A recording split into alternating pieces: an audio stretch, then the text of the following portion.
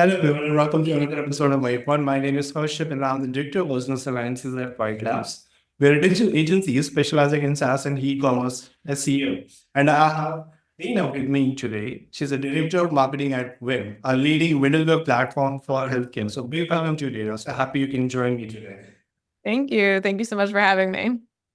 All right. Now, Dina, can you please start sharing, with like your journey in marketing field? What really inspired you to, basically enter the field, as well as how did you end up at your current role as director of marketing at here? Yeah. Yeah, no, great question. Good way to start. For me, the journey really did start back in college. I majored in English literature. So for me, like that art of storytelling was very powerful. I love the way words can change minds, create emotions, all those things driving action. So naturally, that sort of led me to a career in marketing with heavy content as a focus. And over the years, as many of us do in this field, I've worn a ton of hats, had a lot of experience, diverse experience throughout the discipline. But when I made a shift to healthcare tech about 6 or 7 years ago, that's when things kind of started clicking for me. And I started in product marketing, which at the time was kind of a fairly new role underneath the marketing umbrella. And I sort of saw how quickly, how crucial rather marketing is to kind of the story of the company and driving growth, especially when you're having a product-led motion. Um, from there, I started kind of just adding to my role and my responsibilities from within the marketing of function. That eventually got me to Vim. Eventually got me to my current role. It's a little bit of being at the right place at the right time, and then also a lot of like hustle and raising my hand, flexing into responsibilities. One thing is like in healthcare tech and B2B tech, you're often sort of like that startup environment. And so being able to flex into new responsibilities is really important because you're aligning with the growth of the company. What do they need right now to kind of move forward? So that's kind of where I am. And, our team is growing today. And our department really is kind of at the center of growth for our company. Gotcha. Now to understand, like, can you please define your target ICP, in layman's term, and what are your focus areas primarily? Yeah, so we have quite a few segments that we touch because we're a middleware platform. So we have a lot of flexibility in what we can offer the marketplace. But we work with small, medium, and large enterprise. So if you think about in healthcare specifically, we work with the large payers, the large insurance companies. We're also working with ACOs and MSOs and a field that we call value-based care enablers. So anyone who is covering Medicare, Medicaid lives and pushing value-based care into the provider workflow. And then our actual end users are those clinicians, those providers, and those care teams who are interfacing with our UI and extracting the value out of the relationship. Gotcha. That's pretty broad. I would love to know biggest challenges that you have faced when you're marketing, to such a broad audience, and how did you overcome them? Yeah, I mean, you have to really sort of focus in on what each persona needs and what value they are looking for, what the challenges that they have. And we always try and tie that to our broader brand and mission, and so that they can see themselves within your story and what you're offering. And so it really does take a lot of doing that persona work, understanding who those people are as humans and what you're competing against. So sometimes it's the status quo, it's a spreadsheet or it's a back end system that they've built within their actual organization. So you have to take all of that nuance into consideration when you're trying to message to them and building those messaging frameworks. Gotcha. Right. And what then typically Julio strategy looks like? Say you're launching a new feature, or just expanding your reach to new markets. Yeah, I mean, I wouldn't say there's anything typical when we think about like a go-to-market motion.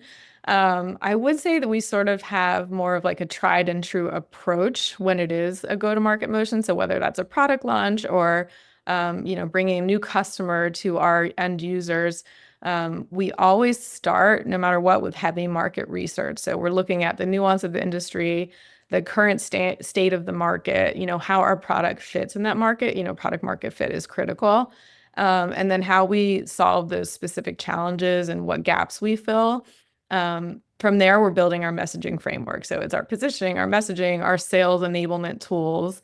We're building all of that out. And then we first do what we kind of consider an internal soft launch. So we'll actually bring together all of the teams, anyone who's outward facing, anyone who touches a customer, and we're going to educate them internally. In some cases, depending on the caliber of the product launch, we might actually do a certification process. So we're not only educating them, but we're making sure they really understand the value, those value props, and can walk the walk and talk the talk, essentially. And one thing we've really found valuable is that during those internal launches and that sort of internal training process, we're getting a lot back as a marketing team. So we're hearing questions. They can anticipate what their customers, what their prospects might be wondering about this new go-to-market motion. They'll ask us those questions. And if we don't have the answers, we know we can prepare ourselves before we officially kind of go to market or have general availability. And then, one other thing, just like a side note, because I can't help myself, but we document everything. So we want it accessible like across the organization. And for us too, to be able to go back to it and say, okay, we need additional output or enablement, and here's our framework. And if we misread a market signal or we missed a key insight, we can always kind of go back to that master document and refine it and improve it for the next time. Gotcha. Are you using any this knowledge management tools or solutions? Yeah, I mean, a lot of it is just more internal, like, the Google Docs and spreadsheets. We do use Monday for more from like a project management standpoint. We've used tools like Jira in the past. It's kind of a mix, but we try and just, whatever we do, we just make sure that it's something that everybody has access to. So it's simple to find and kind of utilize. Gotcha. All right. Now, you've got a pretty strong background in demand gen. So what tactics have maybe worked, best for you to generate quality leads, specifically in this healthcare sector, and Yeah. you nurture them through these for your sales as well, sales teams as well. Yeah. For us, and I would say in my most recent role, this is the time where I've spent the most with our demand gen leader and sort of that function of marketing. And we don't really think of it as much of a tactic as we do sort of a stance. So our stance is to educate, to inspire, to delight. So we try really hard not to sell, even though we are selling, and we try to do it more in an authentic way. We want to be recognized as a thought leader and, before we started this call, as that authority in this space, both for the algorithms who, are reading what we're writing and crawling across the web, but also for the people who land on our pages, who land on our content. It's not just about the clicks or conversions. We want to make sure that we're adding value. One thing my demand gen leader on my team is always saying is brand drives demand. I definitely truly believe in that. I stand by it. I really think it helps build trust. And demand gen and like you said, that journey, it's just one part of it. It's one touch point. So when you think about a sales funnel or however you define it, you want every one of those touch points to add some kind of value to the process. In healthcare, I know you have experience there yourself. It can be a really long sales cycle. It can be a year or two if it's a big enterprise corporation. So when it comes time, when that buyer is ready to make that decision, you want them to think about you, think about something that you posted, a piece of content that they downloaded. You want them to see you as the authority, the expert, and then, of course, make that short list for when they're evaluating a solution. So that's kind of how we look at demand gen as part of like the bigger picture. Okay. And talking specifically about the inbound strategies that you have in place, what specific channels have been like the most fruitful for you so far? Yeah, I mean, a part of our inbound strategy in the effort to create value, be authentic, be more human is, doing a lot of like LinkedIn outreach and campaigns, and elevating the subject matter experts in our company. Not everyone can be a marketer, but everyone definitely has something to teach, our marketing team and to teach our audience. And so we really try and tap into that. We've seen a lot of effectiveness from, like founder-led marketing, where we highlight the vision of our company, but through a human, through the CEO, through the CTO. That's created a lot of like sort of inbound interest. Of course, we do all the regular tactics that you would imagine in a marketing function. But when we find something like that is producing a lot of interest and engagement, we sort of lean into that even more. Yeah, gotcha. And in fact, you mentioned, right, for healthcare, LinkedIn, works really well compared to, other channels. So yeah, I think typically for SaaS, in fact, X also works pretty better, but yeah, for you, I understand. LinkedIn is one of the most, all the best channels. All Yeah, right. exactly. Let's talk a bit on the outbound front as well. Like any specific strategies or tactics that you have in place for your outreach. Yeah, no, I mean, what we try and do really is like when we do have a touch point, we have some kind of inbound engagement, looking at those signals and then like entering that person into some kind of nurture funnel. And we try and segment as much as we possibly can with the data available to us. But some of those include, just simple things that, you've done that's been in your marketing playbook for years. It's the newsletters, it's the email marketing. We trigger outreach campaigns based on activity or a specific action. If somebody's landing on a key page that we've optimized on our website, and that we know that when they land on that page, it's going to lead to another step. It's going to lead to them converting and asking for a demo. Then we can nurture from that point of view. So we really try and augment some of our, general marketing with like, those market signals, those buyer intent signals, and try and like use data to the best of our advantage to define what the journey we want them to take, what we want to take them on. One trap I feel like some companies make is assuming buyers are all going to have this linear journey. I just don't believe in that. I think that it's never a straight line, especially in the B2B space. So you have to kind of plan for those offshoots and try and really extract those aha moments where they resonate with something you've created. Content heavy as an approach we take. And so once they've resonated with that, we want them to take the next step. And so we're designing our journeys around that. Gotcha. And how could you leverage AI in your marketing operations? Like, what are the goal processes where, like, AI, although like AI is the most conducive, Yeah. Yeah. I would love to hear your thoughts. So. For sure. I mean, it's definitely something like as a company where I work now, they definitely encourage the use of AI. From the marketing team perspective, we really do use it to sort of augment our creative process. We try not to let it take it over and just write things for us and produce the content. We just use it more for, that fleshing out an idea. And I often myself use it as sort of like a brain dump. This is what I'm trying to do, kind of help me create an outline. And then I can dive deeper in an area. We use it for research. We're using it for anything that can help us save time so that we can focus on more quality content and things like that and on those deliverables. Actually, it was kind of a fun aside and unique story is we recently used AI because we had an ad video that we had to create. It was basically a brand video. It was going to be used during an event. And we had a really tight timeline. So we thought, let's try one of these new AI video creators. And so we wrote out our script and we defined the transitions and what we wanted the visuals to look like. And it was super cool and it worked really fast and we were able to tweak it with prompts and there was editing tools within this video creator. Ultimately, we didn't use that video. It wasn't like quite up to the quality we wanted, but what it did do and how it served us is we were able to take it and we outsourced to an agency and we said, this is basically what we're trying to create. Here's the script. Here's the video with all the visuals that we tweaked.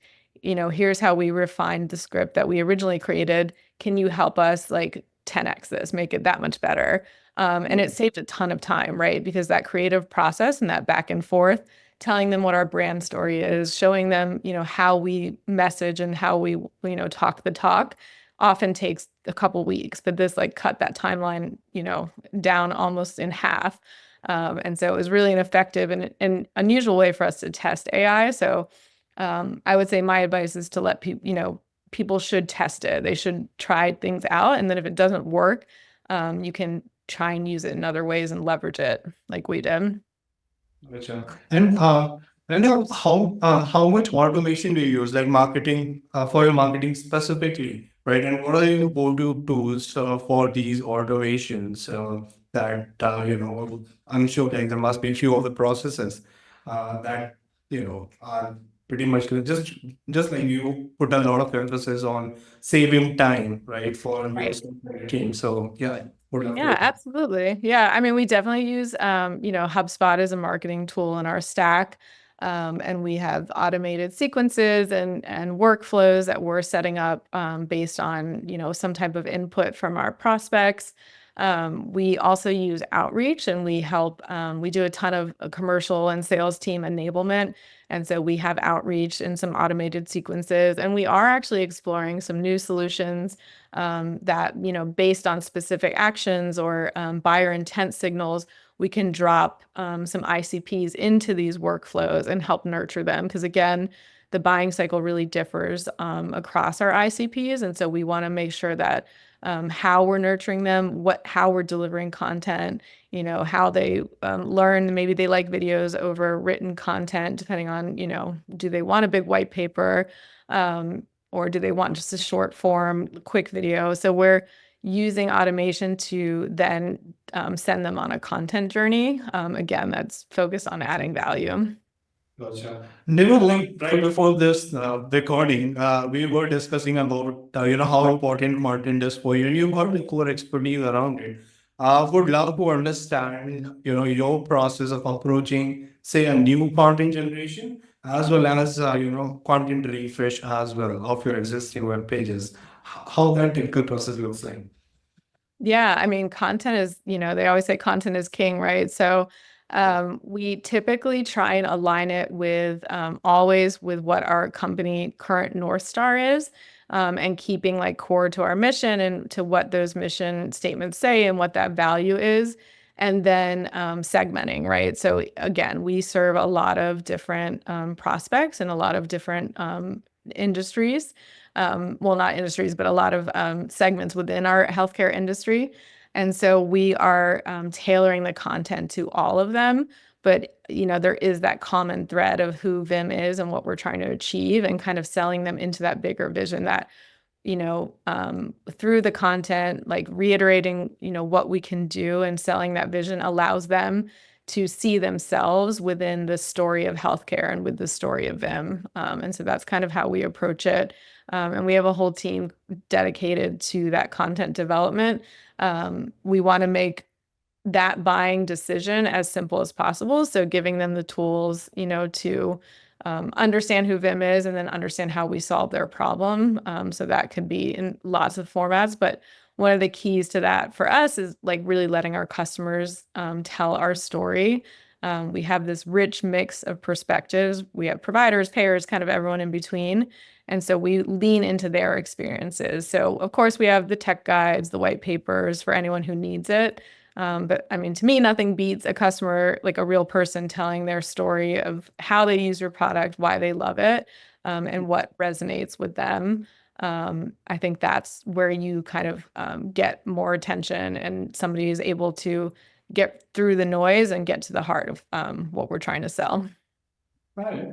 Like user experience is way too vital in today's age, not just for the SEO sake, right? Like Google has been putting so much emphasis on core vitals for years, right? Right. Things happening, but it's also very essential, in fact, for these AI-driven search engines, your Gen AI platforms as well, right? Just to increase your visibility, right? So it's well, and for your end users as well, like that. That's what matters. Like that's your face, right? Your website. What steps do you have or you take, right, to ensure that your site is completely optimized? Like, what analytics do you kind of actively monitor to kind of just give that or optimize for better user experience? Yeah, definitely. I mean, I would say it's sort of a never-ending push and pull, right? So we do have a team that focuses entirely on SEO and website optimization, and sort of that user experience. So we are looking together at the data. We're looking at time spent on the page, the bounce rates, sort of like those leading indicators, and we're finding any red flags that might tell us this is a poor user experience. And then we have to course correct pretty quickly. So that's something we're looking at week over week. And, obviously our SEO team is looking at that every day. Honestly, like there's real world examples I could tell you about where, maybe we have this beautifully designed landing page where we've done all the market research, all the messaging and positioning, and it's a great page. Our ICPs are landing there from our SEO efforts, from our demand gen. They're spending a ton of time there, but then we were finding that they weren't converting, right? So our biggest CTA is just to book a demo. So what we decided is we needed to investigate why that was happening. We did a couple things. We created some on-demand demo videos with a really simple gate. Most of our content is ungated. That's another sort of philosophy we have, but we did gate this one piece where all they have to do is enter their email. And we saw that they were able to have sort of this personalized experience because we had a human create the demo, someone on our team who often gives them, and they were able to access it, see the UI, see the product for themselves. And then with that, we also looked and experimented with just our CTA button. It sounds super simple, but looking at the design, looking at the language we're using, taking away that technical jargon. And once we made those two changes, we really saw a big lift, and we had a huge increase in lead conversions. And that is sort of a testament to trying to look at all those data points and then kind of making changes. And a lot of marketing is, of course, experimenting, and sometimes it doesn't always work. But with this particular scenario, we saw where it went, straight through that path where we saw a poor user experience, something wasn't driving them to engage in our CTA, and we made changes and saw results as an outcome. That's brilliant. Right, now tell me one more thing, like how exactly is the post-purchase journey of customers, at Wim, as well as like what specific strategies you have in place, just to help out the customer retention side of things and the churn. Yeah. Yeah. I mean, that's super critical, right? So, one thing we do is we really lean into our customer success team. So that could be the account managers, the customer service teams. They are on the front lines. They're seeing firsthand how our product is impacting our customers and our end users. In some cases, they're even helping our customers define what success means to them. So we can take all those learnings and then, roll it into our marketing strategy. Obviously from a marketing point of view, we want to capture those success stories. We want to turn them into, powerful marketing and social proof assets. But it's not just about the acquisition side of it. It's also about keeping them, as you said, like happy customers, making them advocates for you, helping you with referrals. So with that, we try and show our customers like the art of the possible. When you work with them, what can you gain by becoming a part of this curated network? And then again, leaning into them to help us tell that story outwardly as well. Gotcha. But your offerings, the product offerings are pretty complex, right? Yeah. It's not a simple thing, for a regular Joe to get hold of, at least. So, I would love to know, like, how through your storytelling you kind of portray such complex, solutions into simple words so that, the audience get engaged, your prospects are engaged. And also one thing, that also like it's coming from my own personal experience in the healthcare is that it's a very relationship driven industry. right? So, like, how exactly do you tackle that issue as well? Like, just gathering those reference and, so yeah, would love to hear. Yeah. Yeah, no, it's a great question. I mean, listen, every B2B tech company I've come across is confusing and in different ways. And, even for the team developing it and the content team on the marketing side writing about it. And that's like a little plug for product marketing too, is, staying close to the product and really understanding how it works and how people use it is important. But at the end of the day, nobody wants to hear jargon or nobody wants to read through some tech manual that's disguised as marketing. So, I think I keep repeating this, but the best way for us to overcome this is by showing and not telling. So showing demos, making things accessible, putting UI in every email, newsletter, website, wherever you're delivering content, making sure you're actually showing the product and how it works. And then if you do have to tell, because you do have to write things, I call it human speak, trying as much as possible not to be technical. Telling the prospects what we actually do and why it matters to you, our amazing buyer. And again, bonus points if you have the customers who can tell the story for you. We use a lot of fireside chats and we don't do a ton of webinars. We feel like those don't have as much effectiveness in our industry, but things like that, just giving them a platform to tell the story, allows the ICPs and the people reading our complex solution to kind of nod their head and say, I get it. Now I want to find out more. This makes more sense to me. We don't ever want to speak over people's heads. Sometimes we do, sometimes it's a miss, but we're always trying to simplify the message, like you said. And it is, I think you were touching on the fact that it's like a really human sort of innate in being in healthcare. And so tapping into that more authentic side of things is where we're seeing more success. Gotcha. I mean, as a marketing leader, what are the primary KPIs that you prioritize, within your organization, as well as like, just to measure out the success of the various, campaigns and strategies that you have in place? Yeah. So, I mean, marketing touches so many different strategic objectives. So, one thing that we do on our team is we have what we call a monthly marketing scorecard. So, we have reports and dashboards and all those things, but we try and distill it down because I've found that kind of explaining the impact marketing have internally is like another job in and of itself. So, not just because you're trying to prove your value as a marketing function, but we're really trying to do that cross-pollination and make sure that our internal customers, our CEO, our sales team members, we're all aligned and we're working together towards the same goal. So we'll take that scorecard, we'll split it up across, those objectives, whether that's growing revenue, increasing leads and enhancing conversions, building brand awareness, supporting special projects, field marketing. And then we'll actually just list out the tactics for the month, what campaigns we're running, what did we actually do, and then we're measuring the effectiveness of it. So depending on which bucket you're in, you're going to see a different mix of metrics. So it could be awareness, engagement, conversion on our CTAs, customer retention and stickiness. Some of them are shared goals, so revenue goals and things like that. And then from here, we're looking month and month over month to month and quality, quarterly comps rather. So we're seeing what needs to be optimized, each month.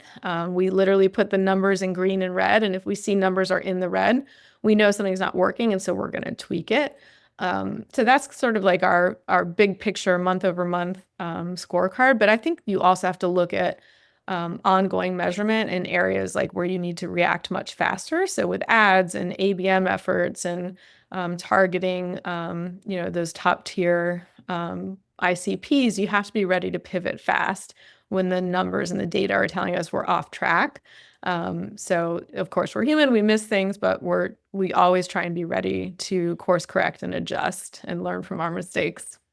Gotcha. Now, Dennis, now curious, because you mentioned ABM, there are any specific tools that you're primarily leveraging to help you with your ABM efforts? Not yet, but we are in talks with a couple of some of those, more specific ABM platforms. Of course, we have, all of our messaging and marketing tech stack, but we're trying to go deeper in understanding like more on the signals that we're seeing and like how all of those first party, second party, third party data are coming together to tell more of the story of like who is interested right now. Timing is everything, of course. You want to target them when they're ready to buy, when they're looking at a particular page.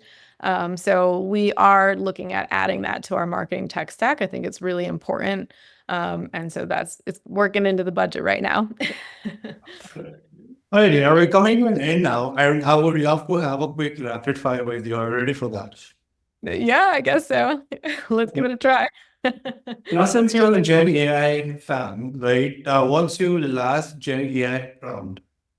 Last one, I think, let me think about it. Oh, we were doing an award application. And so I asked it to help me shorten a response, to be honest with you, because sometimes when we are telling our story and storytelling is hard, we can go a little bit too long. So I said, help me shorten this response. All right. Now, what's one marketing cliche you wish would disappear? Oof, marketing cliche I wish would disappear. Um, I don't know when where they say something's dead, right? Whatever it is, email is dead. Newsletters are dead. It drives me crazy because every single company and every single industry is a little bit different. And so I think you can still get value out of sort of that old marketing playbook, but you just have to put like a new lens on it. I don't understand why people still think that's a clickbait, headline. Me, Yes. it's working, but it's a big no for me. I never click on such I article. know. Yeah, I'll delete you if you tell me that. Yeah. All right. What's a marketing tool or an app you can't live without? Ooh, that I can't live without. It's a tough one. I mean, probably a HubSpot, that type of tool, like whatever that is at your organization. You know, you have this huge database of leads you've curated and you have to be able to communicate with them. So that's probably one I couldn't live without. Wait, the founder is on fire now. I mean, he, I think, recently launched chat agent as well. Yeah, yeah. Dharmesh, right? So, yeah. Please. All right. Now, so who's your favorite brand mascot of all time? Brand mascot? Oh my gosh. I feel like that's more in the B2C space and my head is always in B2B, but um I don't know. I kind of like in some of the auto insurance mascots. Like I love the Geico lizard, and I think there's that. I forget which company does it, but where it's like you can't become your parents. I think that's hysterical. There's like that one person who's like, "Don't become like me." I think that's really funny. I think they did a good job there. All right. What's the most unusual place you have ever seen an ad? Where have I ever seen an ad that's super unusual? I mean, I always think it's strange when they're in bathrooms at airports or train stations. I mean, I guess it's, a lot of time on it. But yeah, I think that's always a strange place to put an ad. Okay. Now, that's a very last question. Who's your favorite marketer to follow on social media? Oof, that's a tough one. I follow so many. I really like Neil Patel. I think Anne Hanley is really fun and she gives like really tactical solutions. And then there's someone new I've been following. I think her name is Alice DeCourcy. She's one of the when you open up your LinkedIn feed rather, you have some new idea to try that day, and she gives you all the playbook and what worked and what didn't. So she's also a good one.